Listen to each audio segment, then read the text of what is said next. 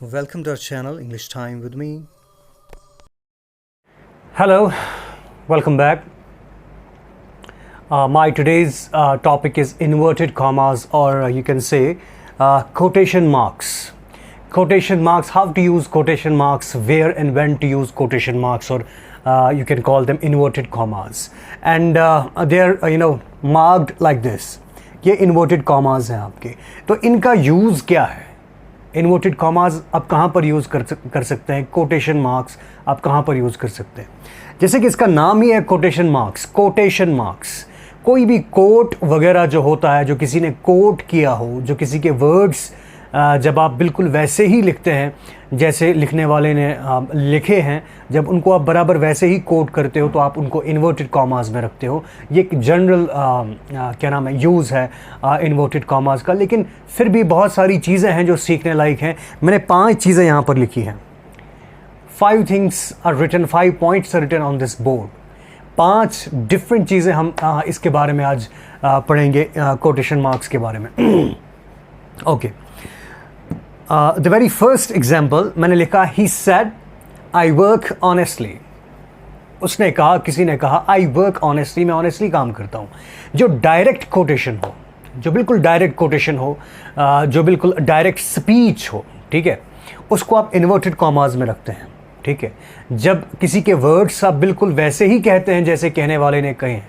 एक तो होता है कि किसी फिलोसफर, किसी राइटर, किसी का भी कोई कोट है, कोई कोटेशन है, कोई बात है, उसका मतलब भी यही होता है कि उस जो भी फिलोसफर है, जो भी राइटर है, उसने जो वर्ड्स यूज़ किए हैं और जैसे यूज़ किए हैं, चाहे वो वर्ड्स हों, चाहे फिर उनका स्ट्रक्चर हो उस पर्टिकुलर सेंटेंस में.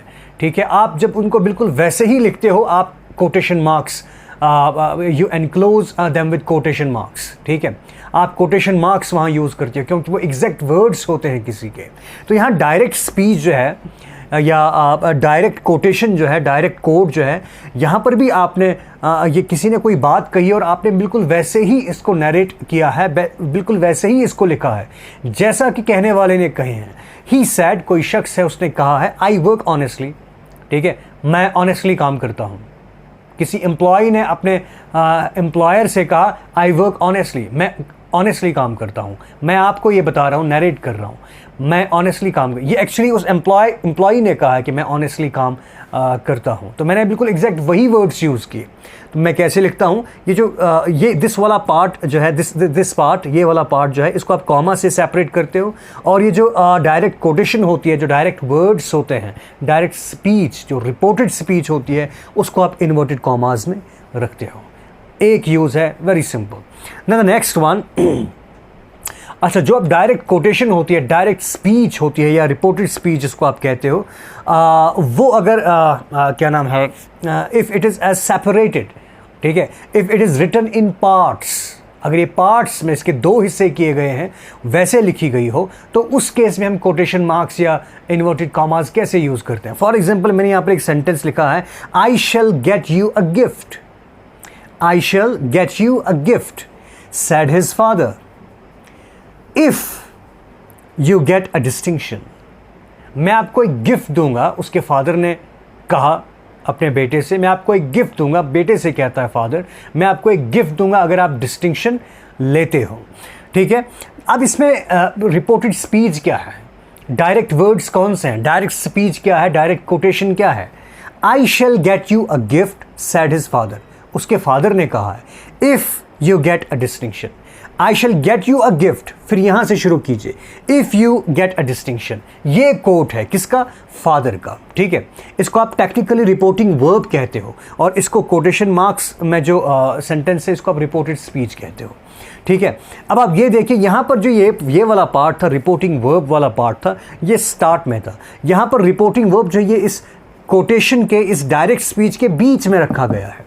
ठीक है, डायरेक्ट कोट बिल्कुल यहाँ से शुरू किया गया है. तो अब आप इन्वर्टेड कॉमास कैसे रखेंगे, क्या यहाँ से बिल्कुल यहाँ तक इन्वर्टेड कॉमास में रखेंगे, दैट इज़ रॉन्ग, क्योंकि बीच में तो रिपोर्टिंग वर्ब है. ठीक है, सैड हिज फादर, ये तो कोट नहीं ना है, ये आप सिंपली बता रहे हो कि किसने कहा है, ये कोट नहीं है, ये फादर का कोट ये है. ठीक है, इसको आपने कोटेशन मार्क्स में रखना है. तो जब ऐसा केस हो, ये रिपोर्टिंग वो बीच में हो, तो रिपोर्टेड स्पीच या जो direct words and direct quotation है इसको सेपरेट किया गया हो, इस केस में आप क्या करेंगे, आप इन्वर्टेड कॉमास पहले से ही यूज़ करेंगे, ठीक है।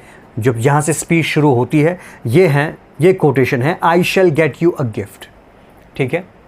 इसमें आप ये ध्यान रखना है कि जो भी रिपोर्टेड स्पीच है, जो दो पार्ट्स हैं, क्या वो दो सेंटेंसेस हैं या एक ही सेंटेंस के दो हिस्से हैं। अब आप देखिए, I shall get you a gift if you get a distinction, ये एक ही सेंटेंस है, एक ही सेंटेंस में दो क्लासेस यूज हुई हैं, सेंटेंस ये एक ही है, ठीक है। तो यहाँ पर आप कोटेशन मार्क्स कैसे यूज करेंगे, यहाँ पर आपने यूज़ किया जो फर्स्ट पार्ट है इसका, यहाँ से यहाँ तक फर्स्ट पार्ट है, इसको आपने कोटेशन मार्क्स में रखा, ठीक है, आप देख सकते हैं। फिर आप एक कॉमा यूज़ करेंगे यहाँ पर, ठीक है, एक कॉमा यूज़ किया, उसके बाद आप लिखेंगे ये जो रिपोर्टिंग वर्ब है, सैड हिज फादर, जिसकी भी स्पीच है उसका जब नाम आप लिखते हो सैड हिज फादर, ये आपने लिखा, ठीक है। रिमेंबर यहाँ सैड का एस स्मॉल होगा, ठीक है, सैड हिज फादर। यहाँ फिर से आप कॉमा यूज़ करेंगे, ठीक है, अगेन आप कॉमा यूज़ करेंगे, ठीक है, क्योंकि इससे आगे उस रिपोर्टेड स्पीच का, उस कोटेशन का दूसरा हिस्सा यहाँ इफ से शुरू होता है, जहाँ से शुरू होता है वहाँ से आप इन्वर्टेड कॉमास फिर से यूज़ कीजिए। हमने इफ से पहले इन्वर्टेड कॉमास लिखे, then if you get a distinction, full stop, inverted commas close. तो पहला हिस्सा भी आपने इन्वर्टेड कॉमास में रखा, दूसरा हिस्सा भी आपने इन्वर्टेड कॉमास में रखा, इस तरह से आप करेंगे। और यहाँ पर आप पहले हिस्से को आप इस कॉमा से सेपरेट करोगे और यहाँ दूसरा हिस्सा जहाँ से आप शुरू करते हैं उससे पहले भी आप एक कॉमा यूज़ करोगे। उस केस में अगर ये जो दो पार्ट्स हैं कोटेशन के, अगर ये एक ही सेंटेंस है, इस केस में आप ऐसा करेंगे, और जो दूसरा पार्ट जो है ये आप स्मॉल लेटर से शुरू करेंगे, ठीक है, क्योंकि इसी सेंटेंस का हिस्सा है, okay. Then the third one, अब अगर हमारे पास केस कैसा है, हमारे पास इसी तरह से दो हिस्से हैं, सेपरेट किया गया है कोटेशन को, रिपोर्टेड स्पीच को, ठीक है, लेकिन अब हमारे पास दो सेंटेंसेस हैं। For example, I can not leave my home right now, I can not leave my home right now, मैं अभी अपना घर नहीं छोड़ सकता, ठीक है। सैड माई फ्रेंड, मेरे फ्रेंड ने कहा। Can't you come to my home, क्या आप मेरे घर नहीं आ सकते हो, ठीक है। अब देखिए इसमें क्या है, इसमें भी इसी तरह से है, I can not leave my home right now, ठीक है, ये कोटेशन है, ये रिपोर्टेड स्पीच है, ठीक है, ये डायरेक्ट स्पीच है, डायरेक्ट वर्ड्स हैं, डायरेक्ट वर्ड्स आप किसी के कोट कर रहे हो। आई can not leave my home right now, ये एक हिस्सा है, दूसरा हिस्सा कहाँ से शुरू होता है, सैड माई फ्रेंड, यहाँ से। Can't you come to my home, मेरे फ्रेंड ने कहा, मेरे फ्रेंड ने क्या कहा है, ये कहा है, I can not leave my home right now, can't you come to my home, मैं अपना घर अभी नहीं छोड़ सकता हूं, क्या तुम मेरे घर नहीं आ सकती हो। ये एक्चुअली कोड है, ये एक्चुअली डायरेक्ट वर्ड्स हैं। तो इसमें क्या है, आप क्या करेंगे, आपने कोटेशन मार्क्स यहां से शुरू किए, फर्स्ट हिस्सा, पहला हिस्सा जो है I can not leave my home right now, इसको आप इन्वर्टेड कॉमास में रखेंगे, ठीक है, और यहां आप कॉमा यूज करेंगे। इससे आगे जो रिपोर्टिंग वर्ब है सैड माई फ्रेंड, इसको आप कॉमा से सेपरेट करेंगे, सैड माई फ्रेंड, ठीक है, यहां पर फुल स्टॉप आएगा, ठीक है। व्हाई, क्योंकि जो दूसरा हिस्सा है इस कोटेशन का वो एक सेपरेट सेंटेंस है, ठीक है।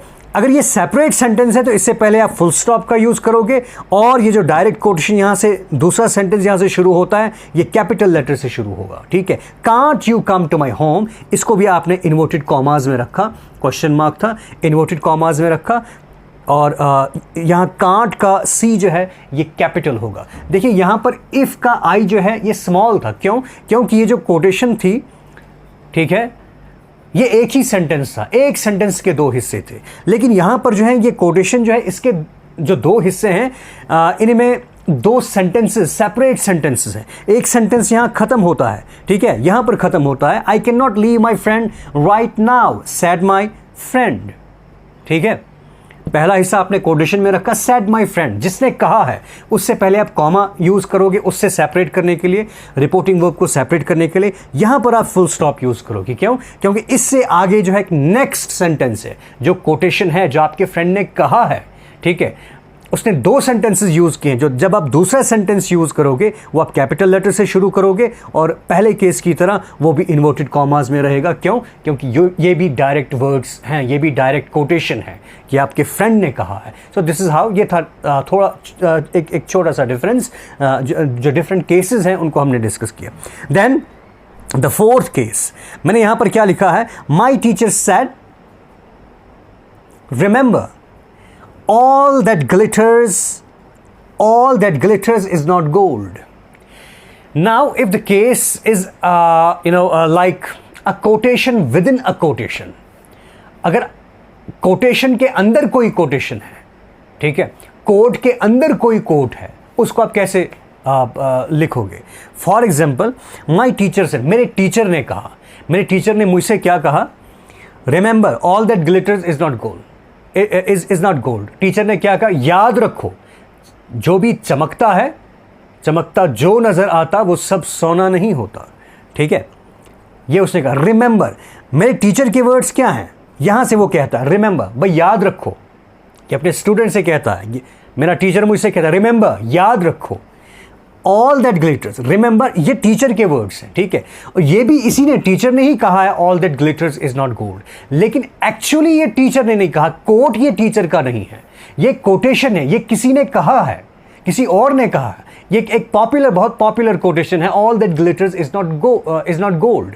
ये एक पॉपुलर कोटेशन है, किसी ने कहा है, किसी फिलोसफर ने कहा है, किसी राइटर ने कहा है, all that glitters is not gold. ठीक है, उसको कौन कोट कर रहा है? इस कोट को मेरा टीचर मुझे कोट कर रहा है, और क्या कह रहा है, रिमेंबर, भाई याद रखो, मेरा टीचर मुझसे कहता है याद रखो, रिमेंबर, याद रखो, all that glitters is not gold. तो यहां से मेरे टीचर की कोटेशन शुरू होती है, यहां आप इन्वर्टेड कॉमास यहां से शुरू करोगे और यहां पर बंद करते हैं। ठीक है, ये सब टीचर ने कहा है, लेकिन इसके अंदर जो एक छोटा सा कोट है किसी फिलोसफर का, वो कहां से शुरू होता है, all that glitters is not gold. इसको आप सिंगल कॉमास में रखोगे।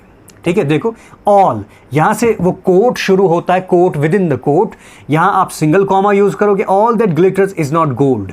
यहां पर आपने फिर से, मैंने एक कॉमा यूज किया है छोटा सा, ठीक है, एक सिंगल कॉमा यूज किया है। ठीक है, कॉमा के बाद आप फुल स्टॉप यूज करोगे, उसके बाद आप इन्वर्टेड कॉमास को यूज करोगे। तो quotation with in a quotation is enclosed by single commas. ठीक है, जैसे यहां से मैंने किया है, सिंगल कॉमा मैंने यूज़ किया है, और जो पूरा अब कोट है, ठीक है, जो मेरे टीचर ने सारे वर्ड्स कहे हैं, इसमें रिमेंबर उसने कहा है, तो यहाँ से आप इन्वर्टेड कॉमास यूज़ करोगे बिल्कुल एंड तक। ठीक है, and then the last case is what, इसके अलावा आप इन्वर्टेड कॉमास जो यूज़ कर सकते हो टाइटल्स ऑफ बुक्स, बुक्स के टाइटल्स के साथ, टाइटल्स ऑफ पोएम्स, स्टोरीज़, ठीक है, न्यूज़पेपर्स, इनके टाइटल्स को जब आप लिखते हो उनको भी आप इन्वर्टेड कॉमास में रख सकते हो। फॉर एग्जांपल, मैंने यहाँ पर एक पोम का टाइटल लिखा है, my last duchess, Robert browning की एक पोएम है, my last duchess is a great poem by Robert browning, my last duchess, मैंने इनको इन्वर्टेड कॉमास में रखा है। ठीक है, because this is a title of a poem. ठीक है, तो इसको आपने रखा, title of poem, book, stories, newspapers, जब भी इनके टाइटल्स आते हैं, किसी न्यूज़पेपर का नाम, किसी स्टोरी का नाम, टाइटल, उसको आप इन्वर्टेड कॉमास में रखोगे, एंड लाइक दिस, जैसे मैंने इस एग्जांपल में दिखाया है। So this was all about inverted commas और कोटेशन मार्क्स, कि इनका यूज़ हम कैसे कर सकते हैं। मोस्टली एग्ज़ाम्स में जब पंक्चुएशन आती है, क्लास 10th के स्टूडेंट्स हों या दूसरे क्लासेस के स्टूडेंट्स हों, ये इन्वर्टेड कॉमास का यूज़ जो है डेफिनेटली आता है कि किस तरह से आप वहाँ पर यूज़ कर सकते हो, और इसमें भी आपने ध्यान रखना है कि कैपिटल लेटर, स्मॉल लेटर कहाँ पर यूज़ होगा इसमें और कहाँ नहीं। ठीक है, so this was all about quotation marks. Hope कि आपको ये वीडियो बहुत पसंद आई होगी। Do watch my videos. Thank you very much.